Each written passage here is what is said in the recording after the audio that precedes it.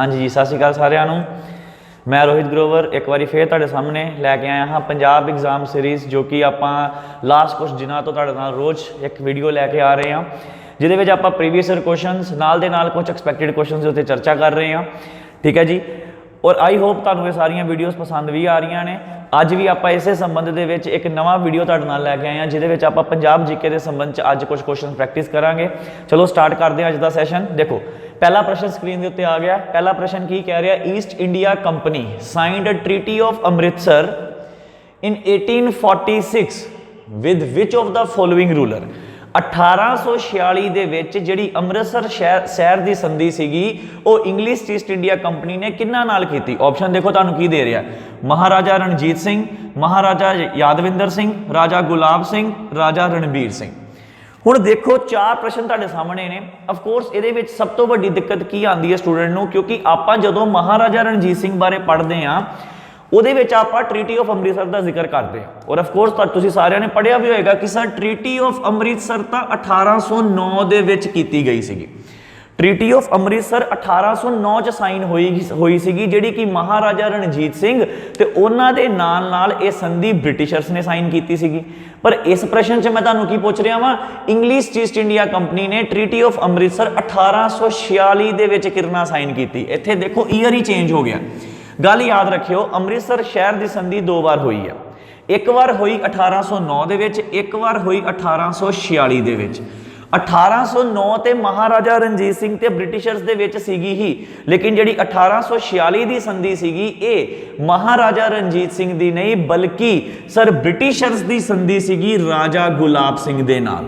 ਨਾਓ wait, sir ਰਾਜਾ ਗੁਲਾਬ ਸਿੰਘ ਇਹ ਤੁਸੀਂ ਕੀ ਕਹਿ ਰਹੇ ਹੋ? ਦੇਖੋ ਇੱਕ ਚੀਜ਼ ਸਮਝਣਾ, ਜਦੋਂ 1846 ਦੇ ਵਿੱਚ ਪਹਿਲਾ ਐਂਗਲੋ ਸਿੱਖ ਵਾਰ ਖਤਮ ਹੋਇਆ, 1845-46 ਚ ਹੋਇਆ ਸੀ ਨਾ, ਜਦੋਂ 1845-46 ਦੇ ਵਿੱਚ ਪਹਿਲਾ ਐਂਗਲੋ ਸਿੱਖ ਵਾਰ ਖਤਮ ਹੋਇਆ, ਉਸ ਤੋਂ ਬਾਅਦ ਸਰ ਕੁਝ ਸਮੀਕਰਨ ਅਜਿਹੇ ਬਣੇ ਕਿ ਆਪਾਂ ਪੜ੍ਹਿਆ ਸੀ ਕਿ ਜਿਹਦੇ ਵਿੱਚ ਜਿਹੜੀ ਕਸ਼ਮੀਰ ਪ੍ਰੋਵਿੰਸ ਸੀ ਪੰਜਾਬ ਦੀ ਉਹ ਕਿਹਨੂੰ ਦੇ ਦਿੱਤੀ ਗਈ ਸੀਗੀ?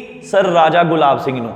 ਰਾਜਾ ਗੁਲਾਬ ਸਿੰਘ ਮਤਲਬ ਪੰਜਾਬ ਤੋਂ ਟ੍ਰੀਟੀ ਆਫ ਲਾਹੌਰ ਦੇ ਤਹਿਤ ਕਸ਼ਮੀਰ ਅਲੱਗ ਹੋਇਆ ਤੇ ਪੰਜਾਬ ਨੂੰ 1 ਕਰੋੜ ਰੁਪਈਆ ਦਿੱਤਾ ਗਿਆ ਉਹਦੇ ਪ੍ਰਤੀ, ਜਿਹੜਾ ਮਹਾਰਾਜਾ ਦਲੀਪ ਸਿੰਘ ਨੂੰ ਮਿਲਿਆ। ਹੁਣ ਜਿਹੜਾ ਕਸ਼ਮੀਰ ਪੰਜਾਬ ਤੋਂ ਅਲੱਗ ਹੋਇਆ ਨਾ ਉਹ ਕਿਹਨੂੰ ਦੇ ਦਿੱਤਾ ਗਿਆ? ਗੁਲਾਬ ਸਿੰਘ ਡੋਗਰਾ ਨੂੰ, ਰਾਜਾ ਗੁਲਾਬ ਸਿੰਘ। ਉਹ ਜਿਹੜੀ ਟ੍ਰੀਟੀ ਸੀ ਉਹਦਾ ਵੀ ਨਾਮ ਟ੍ਰੀਟੀ ਆਫ ਅੰਮ੍ਰਿਤਸਰ ਹੀ ਸੀਗਾ। ਇਹ ਜਿਹੜੀ ਟ੍ਰੀਟੀ ਸੀ ਰਾਜਾ ਗੁਲਾਬ ਸਿੰਘ ਦੇ ਨਾਲ ਸਾਈਨ ਹੋਈ। ਆਈ ਹੋਪ ਤੁਹਾਨੂੰ ਇਹਦਾ ਬੈਕਗਰਾਉਂਡ ਸਮਝ ਆ ਗਿਆ ਹੋਵੇਗਾ, ਤੁਹਾਨੂੰ ਇਹਦਾ ਕਲੈਰੀਫਿਕੇਸ਼ਨ ਸਮਝ ਆ ਗਿਆ ਹੋਵੇਗਾ ਕੀ ਕੁਝ ਮੈਂ ਕਹਿਣ ਦੀ ਕੋਸ਼ਿਸ਼ ਕਰ ਰਿਹਾ। ਕਲੀਅਰ ਹੈ ਸਭ ਨੂੰ? ਪਹਿਲਾ ਪ੍ਰਸ਼ਨ ਦੇਖੋ, ਇਹਦਾ ਆਨਸਰ ਵੀ ਤੁਹਾਡੇ ਸਾਹਮਣੇ ਸਕਰੀਨ ਦੇ ਉੱਤੇ ਆ ਗਿਆ। That is option number C is correct. ਰਾਜਾ ਗੁਲਾਬ ਸਿੰਘ ਦੇ ਨਾਲ ਟ੍ਰੀਟੀ ਆਫ ਅੰਮ੍ਰਿਤਸਰ 1846 ਜਿਹੜੀ ਆ ਉਹ ਸਾਈਨ ਕੀਤੀ ਗਈ ਸੀ। ਕਲੀਅਰ? ਚਲੋ ਜੀ ਅਗਲੇ ਪ੍ਰਸ਼ਨ ਵੱਲ ਵੱਧਦੇ ਹਾਂ। अगला प्रश्न देखो की कह रहा है। नेक्स्ट क्वेश्चन देखो, विच of the following battle was won by the Maharaja Ranjit Singh without fighting. दिते गए ऑप्शनां दे विचों दसो किहड़ी लड़ाई महाराजा रणजीत सिंह ने बिना लड़े ही जित लीती सीगी। ऑप्शन वेखो, battle of Kasur, battle of Bassein, battle of Amritsar ते बैटल ऑफ कांगड़ा।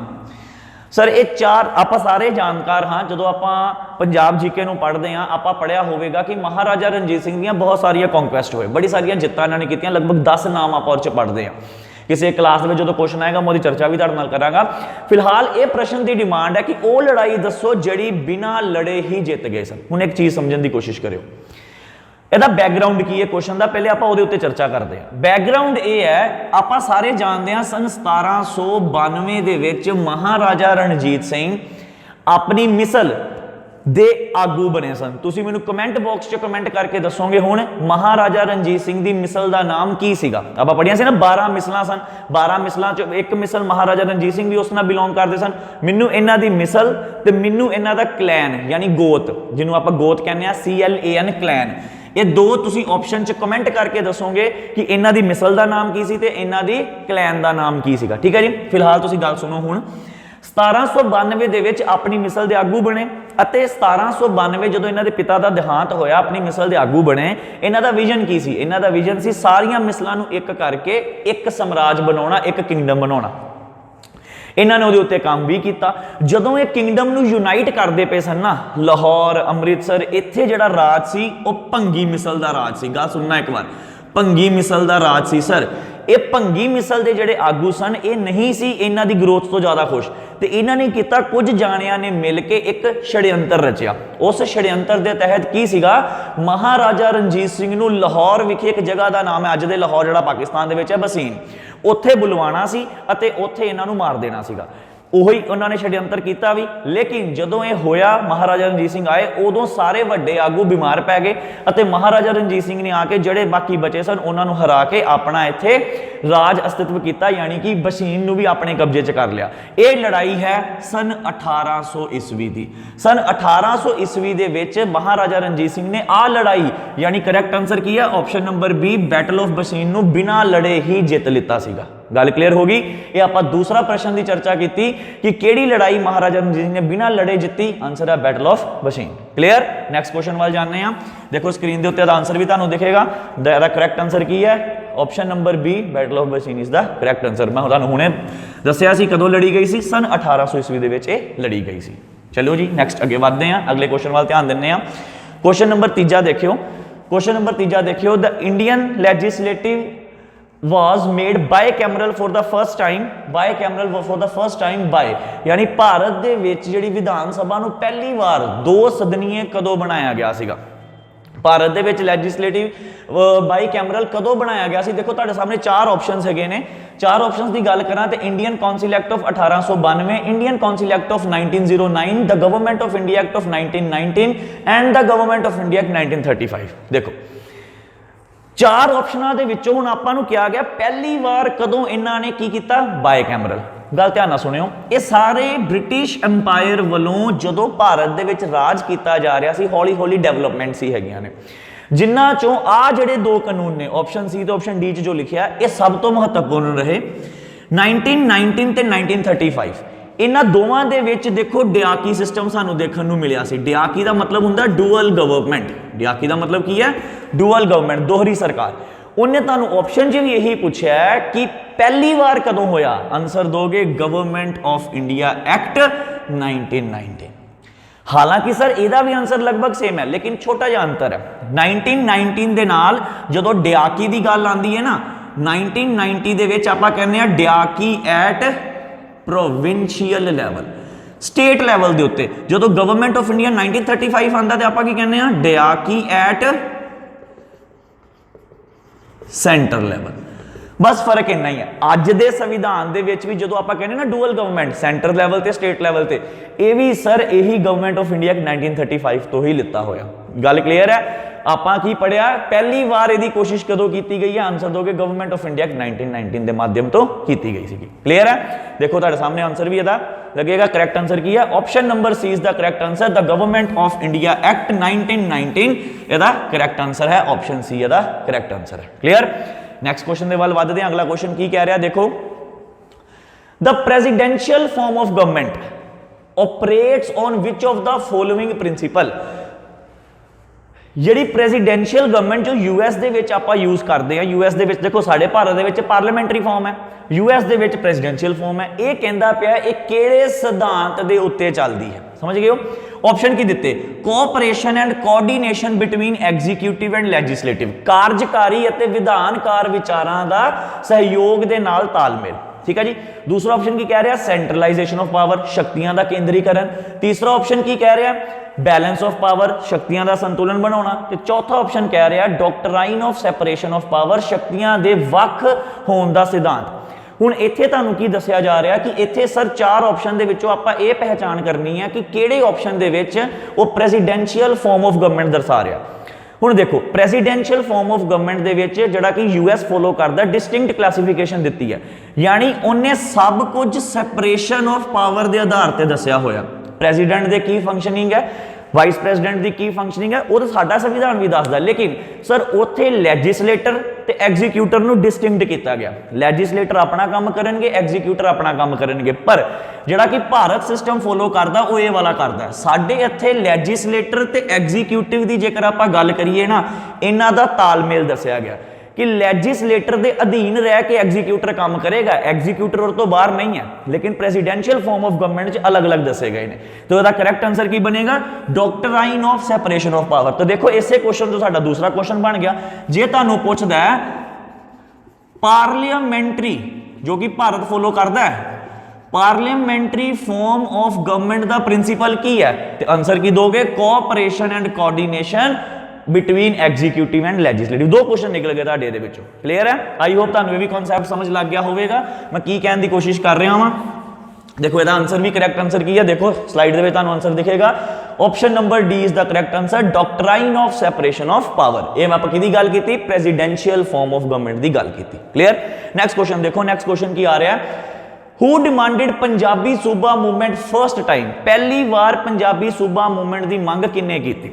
पहली गल तो ये पंजाबी सूबा मूवमेंट का कॉन्सैप्ट सीगा कि 1956 ਦੇ ਵਿੱਚ ਜਦੋਂ फजल अली कमीशन की रिपोर्ट लागू हुई, फजल अली कमीशन की रिपोर्ट लागू हुई, उस वेले पंजाब नूं यूनीफाई किया गया सी, पंजाब नूं जोड़िया गया सी। आपां सारियां ने पढ़िया होया, PEPSU was given to Punjab, PEPSU was given to Punjab. Sir PEPSU नूं पंजाब नूं दे दिता गया सी। कमेंट बॉक्स में कमेंट करके दस्यो कि पैप्सू जिहड़ा है इहदी फुल फॉर्म की सी ते पैप्सू दे विच किन्ने डिस्ट्रिक्ट आंदे सन जदों पैप्सू बनाया गया सीगा। ठीक है जी। सर जदों पैप्सू पंजाब नूं दिता गया उस तो बाद मेजर मुद्दा यह सीगा कि हुण पंजाब दे विच ऑफिशियल लैंग्वेज पंजाबी करो, यानी आपां ये मंग शुरू की कि जिहड़ा पंजाब बनाया गया इहदे विच ऑफिशियल तौर पर पंजाबी करो। हालांकि देखो उस वेले पंजाब बहुत वड्डा सूबा सी, अज दा मौजूदा पंजाब, अज दा हरियाणा ते अद्धे तो वध हिमाचल प्रदेश, लेकिन सर डिस्टिंक्शन ऑफ लैंग्वेज सीगी। हर एक इलाके दे विच जिहने आपां जे अंबाला कहिए, अंबाले तो अगे वाले हिस्से च हिंदी बोली जा रही सी, बिलासपुर तो उत्ते वाले हिस्से च पहाड़ी भाषा बोली जा रही सी, तो उस तो थल्लड़े जिहड़ा अज दा पंजाब है पंजाबी भाषा सीगी। यही डिमांड आपां सब तो पहली बार चक्की सीगी और ये डिमांड किन्हां ने चक्की सी? मास्टर तारा सिंह। मास्टर तारा सिंह जो कि SGPC के एक मैंबर सन, इन्हां ने पहली बार ये डिमांड चुकी। हालांकि दो आगू सन, मास्टर तारा सिंह ते संत फतेह सिंह, इन्हां दोनों ने ही सर पंजाबी सूबा मूवमेंट नूं लीड किया और जिदे सदका ही सन 1966 दे विच, जिदे सदका ही सन 1966 दे विच 1 नवंबर नूं सर साडा अज दा मॉडर्न डे पंजाब जड़ा वो फॉर्मलाइज होया। 1 नवंबर 1966 नूं इहदे सदका ही मॉडर्न डे पंजाब बनया जिस अज आपां रह रहे हैं, जिहदी ऑफिशियल भाषा भी किहड़ी है? पंजाबी ऑफिशियल लैंग्वेज है। गल समझ गए हो? तो सर इहदा करैक्ट आंसर की होवेगा फिर? मास्टर तारा सिंह। ते इहदे विच जेकर ऑप्शन च संत फतेह सिंह भी हुंदा तो साडा ऑप्शन करैक्ट बन जाना सी। हालांकि मास्टर तारा सिंह इस ऑप्शन के अकॉर्डिंगली की आंसर होवेगा, पहली बार पंजाबी सूबा मूवमेंट इन्हां ने लीड की। क्लियर है जी? देखो तुहानूं इहदा करैक्ट आंसर भी दिखेगा। करैक्ट आंसर की है? Option number A, that is master Tara Singh is the correct answer. चलो जी अगे बढ़ते हैं अगले क्वेश्चन की ओर। अगला क्वेश्चन की कह रहा, क्वेश्चन नंबर 6 देखो सॉरी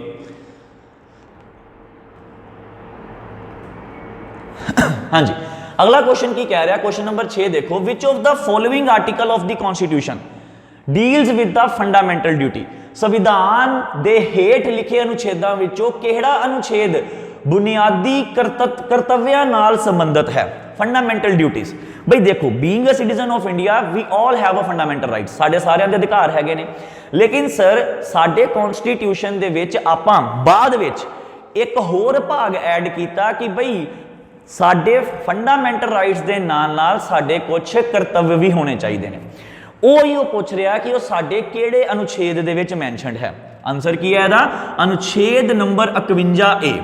अनुच्छेद नंबर 51A इहदे नाल ही संबंधित है और इहदे जे भाग की गल करां ते भाग नंबर 4A दे विच इहनूं दर्शाया गया। भाग चौथा A अनुच्छेद 51A सर ये जड़ा साडा फंडामेंटल ड्यूटीज के नाल संबंधित है। गल क्लीयर होगी? बिल्कुल सिंपल क्वेश्चन सी, वन लाइनर क्वेश्चन सीगा कि भाग 51A ते सॉरी पार्ट 4A ते आर्टिकल 51A जड़ा साडा फंडामेंटल ड्यूटीज के नाल संबंधित है। कमेंट करके दसोगे साडे संविधान दे विच नंबर ऑफ फंडामेंटल ड्यूटीज किन्नियां ने?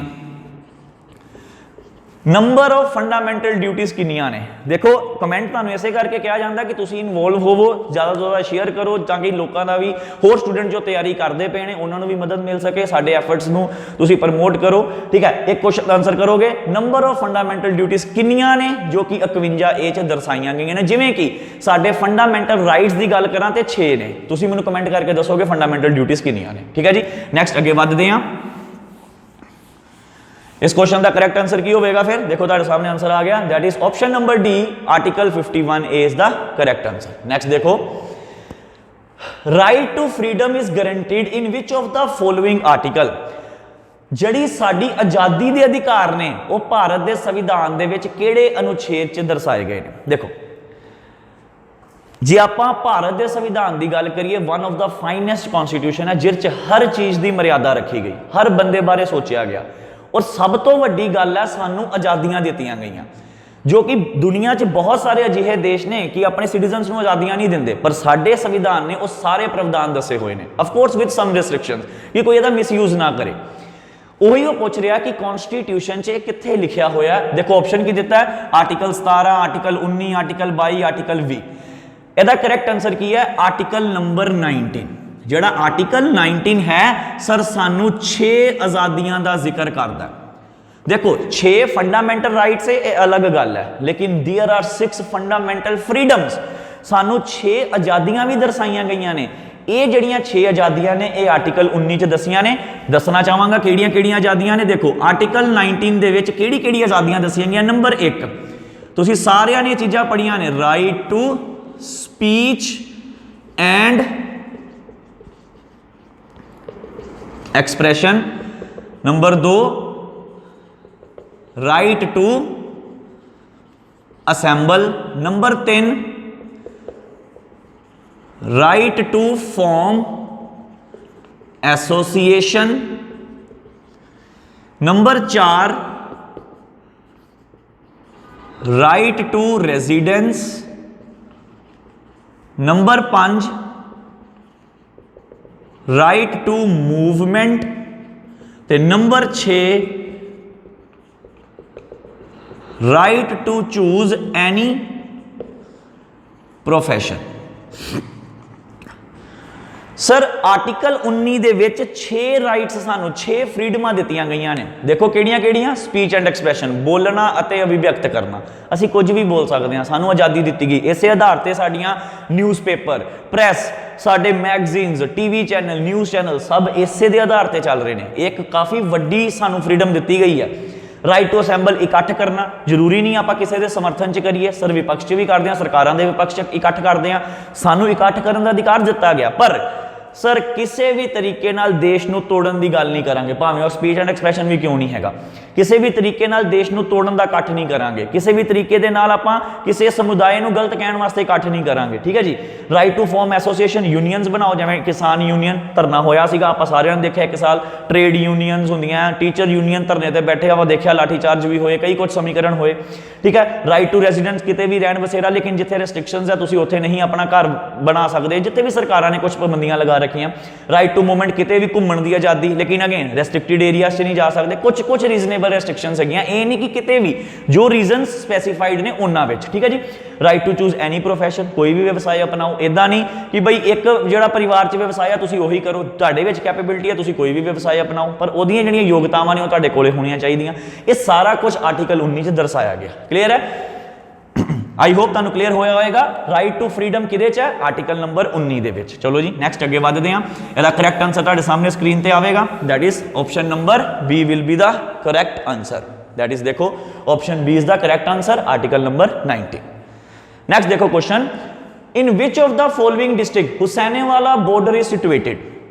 देखो आपां सारे अटारी वाघा बॉर्डर तो सारे जानते हैं, लेकिन इसे तरीके नाल पंजाब की एक धरोहर होर हैगी है हुसैनेवाला बॉर्डर। बड़ा आइकॉनिक जिहा प्लेस है। आपां सारे भगत सिंह, सुखदेव, राजगुरू की गल करते हैं, खटकल कलां दे विच जाके भगवंत मान साहब ने अपना सौ चुक समागम भी किया सीगा।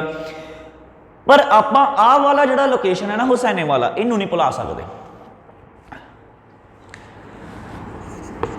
23 मार्च सन 1931 आ दिन साडी हिस्टरी का यादगार दिन है, जदों 3 नौजवानों नूं फांसी दे उत्ते चढ़ाया गया सीगा। कौन कौन? सुखदेव, राजगुरू ते भगत सिंह। लाहौर सेंट्रल जेल च इन्हां नूं फांसी लगती है, लेकिन उस तो बाद जिहड़ा इन्हां दा क्रिमिनेशन किया गया, जिहड़ा इन्हां दा फ्यूनरल सैरेमनी की गई सर, वो इसे रावी नदी दे कंढे, सॉरी सतलुज नदी दे कंढे हुसैनेवाला, जो कि अज फिरोजपुर डिस्ट्रिक्ट दे विच लगदा है सर, इसे नदी दे कंढे इन्हां दी क्रिमिनेशन की गई सी। जदों आज़ादी मिली, वंड हुई पंजाब दी, ਆ ਜਿਹੜਾ ਜਗ੍ਹਾ ਸੀਗੀ ਜਿਹੜੀ ਸਪੋਰਟ ਸੀਗੀ ਇਹ ਪਾਕਿਸਤਾਨ ਕੋਲੇ ਚਲ ਗਈ ਸੀਗੀ। ਉਸ ਤੋਂ ਬਾਅਦ ਕਾਫੀ ਜ਼ਿਆਦਾ ਆਪਾਂ ਕਹੀਏ ਕਿ ਪ੍ਰੈਸ਼ਰਾਈਜੇਸ਼ਨ, ਸਾਡੀਆਂ ਮੰਗਾਂ, ਦੋ ਸਰਕਾਰਾਂ ਦੇ ਵਿੱਚ ਤਾਲਮੇਲ, ਜਿਵੇਂ ਵੀ ਦੋ ਸਰਕਾਰਾਂ ਨੇ ਕੰਮ ਕੀਤਾ। 1968 ਦੇ ਵਿੱਚ 17 ਜਨਵਰੀ 1968 17 ਜਨਵਰੀ ਦੇ ਦਿਨ, ਦੇਖੋ ਆਜ਼ਾਦੀ ਤੋਂ ਕਿਤੇ ਬਾਅਦ ਸਰ ਆ ਜਿਹੜਾ ਨਾ ਹੁਸੈਨੇਵਾਲਾ ਬਾਰਡਰ, ਇਹ ਸਰ ਭਾਰਤ ਨੂੰ ਵਾਪਸ ਲੌਟਾ ਦਿੱਤਾ ਗਿਆ ਸੀ ਪਾਕਿਸਤਾਨ ਵੱਲੋਂ। ਔਰ ਇਹਦੇ ਬਦਲੇ ਭਾਰਤ ਨੇ ਵੀ ਉਹਨਾਂ ਨੂੰ 12 ਪਿੰਡ ਦਿੱਤੇ ਸਨ। ਭਾਰਤ ਨੇ ਵੀ ਕਾਫੀ ਵੱਡਾ ਜਿਹੜਾ ਲੈਂਡ ਮਾਸ ਸੀਗਾ ਉਹ ਪਾਕਿਸਤਾਨ ਨੂੰ ਦੇ ਦਿੱਤਾ, ਤੇ ਪਾਕਿਸਤਾਨ ਨੇ ਉਹਦੇ ਬਦਲੇ ਸਾਨੂੰ ਇਹ ਜਿਹੜਾ ਸਪੋਰਟ ਸੀਗਾ, ਜਿਹੜਾ ਸਾਡੇ ਵਾਸਤੇ ਬਹੁਤ ਜ਼ਿਆਦਾ ਮਤਲਬ ਕਹੋ ਕਿ ਹਾਂ ਆਈਕੋਨਿਕ, ਆਪਾਂ ਮੈਮੋਰੇਬਲ ਮੰਨਦੇ ਹਾਂ ਕਿ ਜਿੱਥੇ ਉਹਨਾਂ ਨੂੰ ਸ਼ਹੀਦ ਕਰਕੇ ਯਾਨੀ ਫਾਂਸੀ ਲੱਗਣ ਤੋਂ ਬਾਅਦ ਜਿੱਥੇ ਉਹਨਾਂ ਦੀ ਫਿਊਨਰਲ ਸੈਰੇਮਨੀ ਹੋਈ ਉਹ ਸਾਨੂੰ ਵਾਪਸ ਦੇ ਦਿੱਤਾ ਗਿਆ। ਅੱਜ ਜਿਵੇਂ ਅਟਾਰੀ ਵਾਹਗਾ ਬਾਰਡਰ ਤੇ ਰੀਟਰੀਟ ਸੈਰੇਮਨੀ ਹੁੰਦੀ ਹੈ, ਉਸ ਤਰ੍ਹਾਂ ਹੁਸੈਨੇਵਾਲਾ ਬਾਰਡਰ ਤੇ ਵੀ ਹੁੰਦੀ ਹੈ। ਆਪਸ਼ਨ ਤੁਹਾਡਾ ਕੁਐਸਚਨ ਕੀ ਪੁੱਛਦਾ ਪਿਆ, ਕਿਹੜੇ ਜ਼ਿਲ੍ਹੇ ਦੇ ਵਿੱਚ ਸਥਿਤ ਹੈ, ਤਾਂ ਆਨਸਰ ਕੀ ਦੋਗੇ, ਫਿਰੋਜ਼ਪੁਰ ਦੇ ਵਿੱਚ ਸਥਿਤ ਹੈ। ਕਲੀਅਰ ਹੋ ਗਿਆ। ਇਹ ਥੋੜਾ ਜਿਹਾ ਉਹਦਾ ਬੈਕਗ੍ਰਾਉਂਡ ਹੈ। 1968 17 ਜਨਵਰੀ ਨੂੰ ਇਹ ਭਾਰਤ ਨੂੰ ਵਾਪਸ ਲੌਟਾਇਆ ਗਿਆ ਸੀ। ਆਈ ਹੋਪ ਤੁਹਾਨੂੰ ਕਲੀਅਰ ਹੋਵੇਗਾ। ਦੇਖੋ ਦਾ ਕਰੈਕਟ ਆਨਸਰ ਤੁਹਾਡੇ ਸਾਹਮਣੇ ਹੈ, option number D is the correct answer, Ferozepur. Clear ਹੈ। ਨੈਕਸਟ ਕੁਐਸਚਨ ਦੇ ਵੱਲ ਵਧਦੇ ਹਾਂ। ਦੇਖੋ ਨੈਕਸਟ ਕੁਐਸਚਨ ਕੀ ਕਹਿ ਰਿਹਾ ਹੈ। ਨੈਕਸਟ ਕੁਐਸਚਨ ਕਹਿ ਰਿਹਾ ਹੈ Kalanaur town which was enthroned by the Akbar is located in which of the following district? Kalanaur ਜਿੱਥੇ ਅਕਬਰ ਦੀ ਤਾਜਪੋਸ਼ੀ ਹੋਈ ਸੀਗੀ ਉਹ ਕਿਹੜੇ ਡਿਸਟ੍ਰਿਕਟ 'ਚ ਸਥਿਤ ਹੈ? ਇਹ ਵੀ ਸਾਡੇ ਪੰਜਾਬ ਦਾ ਕੁਐਸਚਨ ਬਣਦਾ। ਤੁਸੀਂ ਸਾਰੇ ਜਾਣਦੇ ਹੋ ਕਿ ਜਦੋਂ ਤਖਤਪੋਸ਼ੀ ਹੋਈ ਇਹ ਸਨ ਸੀਗਾ ਸਨ 1556।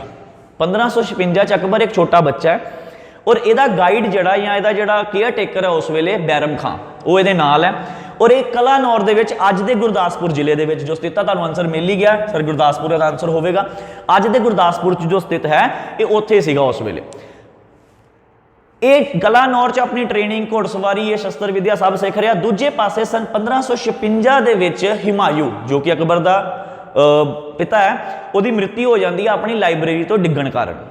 ਉਸ ਵੇਲੇ ਜਦੋਂ ਇਹ ਘਟਨਾ ਘਟੀ ਤੇ ਹੇਮਚੰਦਰ ਹੇਮੂ ਦਿੱਲੀ ਦੇ ਉੱਤੇ ਹਮਲਾ ਕਰ ਦਿੰਦਾ ਹੈ। ਉਸ ਹਮਲੇ ਨੂੰ ਰੋਕਣ ਵਾਸਤੇ ਹੀ ਬੈਰਮ ਖਾਨ ਨੇ ਇਹਦੀ ਤਖਤਪੋਸ਼ੀ ਕੀਤੀ, ਕਿੱਥੇ? ਗੁਰਦਾਸਪੁਰ ਦੇ ਟਾਊਨ ਕਲਾਨੌਰ ਵਿਖੇ। ਅਤੇ ਸਨ 1556 ਦੇ ਵਿੱਚ ਕਿਹੜਾ ਬੈਟਲ ਲੜਿਆ ਗਿਆ ਸੀ ਸਰ? ਦੂਸਰਾ second battle of Panipat. Panipat ਦੀ ਜੰਗ ਲੜੀ ਗਈ ਜਿਸ ਦੇ ਵਿੱਚ ਹਿਮਚੰਦਰ ਹੇਮੂ ਜਿਹਨੂੰ ਆਪਾਂ ਕਹਿੰਦੇ ਆ ਬੈਰਮ ਖਾਨ ਤੇ ਅਕਬਰ ਨੇ ਹਰਾਇਆ ਤੇ ਮੁਗਲ ਜਿਹੜਾ ਸਮਰਾਜ ਸੀ ਉਹਨੂੰ ਅੱਗੇ ਕੰਟੀਨਿਊ ਰੱਖਿਆ। ਤੇ ਇਹੀ ਤੁਹਾਡਾ ਕੁਐਸਚਨ ਬਣਦਾ ਹੈ ਕਿ ਇਹਦੀ ਤਖਤਪੋਸ਼ੀ ਕਿੱਥੇ ਹੋਈ ਹੈ, ਤੇ ਆਨਸਰ ਦੋਗੇ ਕਲਾਨੌਰ ਵਿਖੇ ਜੋ ਕਿ ਅੱਜ ਦੇ ਗੁਰਦਾਸਪੁਰ ਡਿਸਟ੍ਰਿਕਟ ਦੇ ਵਿੱਚ ਲੱਗਦਾ ਹੈ। ਈਅਰ ਵੀ ਯਾਦ ਰੱਖਿਓ ਸਨ 1556 ਦੇ ਵਿੱਚ ਹੋਈ ਹੈ। ਤੁਹਾਡਾ ਅਗਲਾ ਸਟੈਟਿਕ ਕੁਐਸਚਨ ਤੁਹਾਡਾ ਇੱਥੋਂ ਬਣ ਗਿਆ ਕਿ ਕਿਹੜੇ ਸਾਲ ਦੇ ਵਿੱਚ ਹੋਈ ਸੀਗੀ। ਕਲੀਅਰ। ਆਈ ਹੋਪ ਤੁਹਾਨੂੰ ਇਹ ਵੀ ਸਮਝ ਆ ਗਿਆ ਹੋਵੇਗਾ ਇਹ ਕਿਹੜੀ ਬੈਟਲ ਸੀਗੀ। Second battle of Panipat sir ਇਹਨੂੰ ਕਿਹਾ ਜਾਂਦਾ। ਨੈਕਸਟ ਕੁਐਸਚਨ ਦੇਖੋ, ਅਗਲਾ ਪ੍ਰਸ਼ਨ ਤੁਹਾਡੀ ਸਕਰੀਨ ਦੇ ਉੱਤੇ ਆ ਗਿਆ। ਕਰੈਕਟ ਆਨਸਰ ਦੇਖੋ ਇਹਦਾ ਕੀ ਹੈ, option number A that is Gurdaspur. Next question ਦੇਖੋ, in which of the following act a new body that is board of control, ਇੱਥੇ ਦੇਖੋ ਨਾਮ ਕਿਹਦਾ ਆ ਰਿਹਾ, board of control was established to manage the political affairs of the English East India Company। English East India company ਦੇ ਵਿੱਚ ਇੱਕ ਨਵੀਂ ਬੋਡੀ ਬਣਾਈ ਗਈ ਸੀ ਜਿਹਨੂੰ ਕੀ ਕਿਹਾ ਗਿਆ ਸੀ, ਬੋਰਡ ਆਫ ਕੰਟਰੋਲ। ਅਸਲ 'ਚ ਸਮਝਣਾ 1774 ਦੇ ਵਿੱਚ ਇੱਕ ਕਾਨੂੰਨ ਪਾਸ ਹੋਇਆ ਸੀਗਾ ਰੈਗੂਲੇਟਿੰਗ ਐਕਟ, ਜਿਹਦੇ ਨਾਲ ਇੰਗਲਿਸ਼ ਈਸਟ ਇੰਡੀਆ ਕੰਪਨੀ ਨੇ ਆਪਣਾ ਭਾਰਤ ਦੇ ਵਿੱਚ ਰਾਜ ਸ਼ੁਰੂ ਕੀਤਾ ਸੀ। ਲੇਕਿਨ ਸਰ ਜਦੋਂ ਰਾਜ ਸ਼ੁਰੂ ਕੀਤਾ ਨਾ ਹੌਲੀ ਹੌਲੀ ਇਹਨਾਂ 'ਚ ਕਰਪਸ਼ਨ ਆਣੀ ਸ਼ੁਰੂ ਹੋ ਗਈ। ਉਸੇ ਕਰਪਸ਼ਨ ਨੂੰ ਖਤਮ ਕਰਨ ਵਾਸਤੇ ਇੰਗਲੈਂਡ ਤੋਂ ਇੱਕ ਨਵਾਂ ਫਰਮਾਨ ਆਇਆ ਜਿਹਦਾ ਨਾਮ ਸੀ ਪਿਟਸ ਇੰਡੀਆ ਐਕਟ। ਵਿਲੀਅਮ ਪਿਟ ਉਸ ਵੇਲੇ ਦੇ ਬ੍ਰਿਟੇਨ ਦੇ ਪੀਐਮ, ਕੀ ਨਾਮ ਸੀ ਉਹਨਾਂ ਦਾ, ਵਿਲੀਅਮ ਪਿਟ। ਸਰ ਇਹਨਾਂ ਦੀ ਅਗਵਾਈ ਹੇਠ ਬ੍ਰਿਟਿਸ਼ ਪਾਰਲੀਮੈਂਟ ਇੱਕ ਕਾਨੂੰਨ ਪਾਸ ਕਰਦੀ ਹੈ ਜਿਹਦਾ ਨਾਮ ਸੀ ਪਿਟਸ ਇੰਡੀਆ ਐਕਟ ਆਫ 1784। ਇਹਦੇ ਨਾਲ ਉਹਨਾਂ ਨੇ ਕੀ ਕੀਤਾ, ਕੰਪਨੀ ਦੇ ਕੰਮ ਡਿਸਟਿੰਗੁਇਸ਼ਡ ਕਰਤੇ, ਬਾਈਫਰਕੇਟ, ਵੰਡ ਕਰ ਦਿੱਤੀ ਔਰ ਇੱਕ ਨਵਾਂ ਬੋਰਡ ਬਣਾਇਆ ਜਿਹਦਾ ਕੰਮ ਕੀ ਨਾਮ ਸੀ, ਬੋਰਡ ਆਫ ਕੰਟਰੋਲ। ਇਹਦਾ ਕੰਮ ਕੀ ਸੀਗਾ ਸਰ, ਸਾਰੇ ਕੰਪਨੀ ਦੇ ਅਫੇਅਰਸ ਨੂੰ ਮੈਨੇਜ ਕਰਨਾ। ਇਸੇ ਦਾ ਆਨਸਰ ਤੁਹਾਡਾ ਕੀ ਬਣ ਜਾਏਗਾ ਫਿਰ, ਪਿਟਸ ਇੰਡੀਆ ਐਕਟ ਆਫ 1784। ਇਹਦਾ ਕਰੈਕਟ ਆਨਸਰ ਕੀ ਹੋਏਗਾ, option number B will be the correct answer, that is Pits India act of 1784। I hope ਤੁਹਾਨੂੰ ਇਹ ਸੈਸ਼ਨ ਪਸੰਦ ਆਇਆ ਹੋਵੇਗਾ। ਇਹ 'ਚ ਆਪਾਂ ਵੇਰੀਅਸ ਕੁਐਸਚਨਸ ਤਾਂ ਪੜ੍ਹੇ ਲੇਕਿਨ ਆਪਾਂ ਉਹਨਾਂ ਨੂੰ ਇਵੈਲੂਏਟ ਵੀ ਕੀਤਾ ਕਿ ਹੋਰ ਆਪਸ਼ਨਾਂ ਤੋਂ ਕਿੱਦਾਂ ਕੁਐਸਚਨਸ ਤੁਹਾਡੇ ਬਣ ਸਕਦੇ ਨੇ। ਇਹਦੇ ਵਿੱਚ ਤੁਹਾਡਾ ਕੋਈ ਸੁਜੈਸ਼ਨ ਹੋਵੇ ਕਮੈਂਟ ਬਾਕਸ ਕਰਕੇ ਤੁਸੀਂ ਸਾਨੂੰ ਦੱਸ ਸਕਦੇ ਹੋ। ਜਿਹੜੇ ਕੁਐਸਚਨ ਮੈਂ ਤੁਹਾਨੂੰ ਵੀਡੀਓ 'ਚ ਪੁੱਛਿਆ ਉਹਦਾ ਪਲੀਜ਼ ਕਮੈਂਟ ਕਰਿਓ, ਵੱਧ ਤੋਂ ਵੱਧ ਸ਼ੇਅਰ ਕਰਿਓ। Thank you very much. Next session ਦੇ ਵਿੱਚ ਫੇਰ ਮਿਲਾਂਗੇ ਹੋਰ ਨਵੇਂ ਕੁਐਸਚਨਸ ਦੇ ਨਾਲ। Thank you very much. Good evening.